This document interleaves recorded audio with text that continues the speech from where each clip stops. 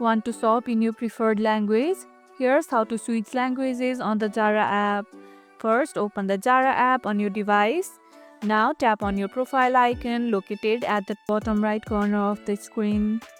Go to Settings or Location. Here, find and tap on Language option.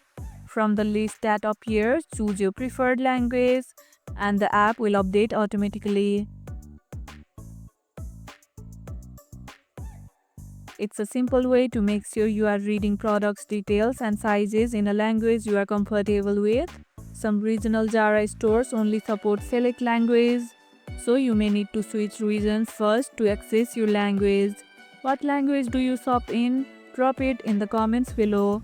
And if this video helped, hit the like button, share it, subscribe and leave a comment. Thanks for watching and I'll see you in the next one.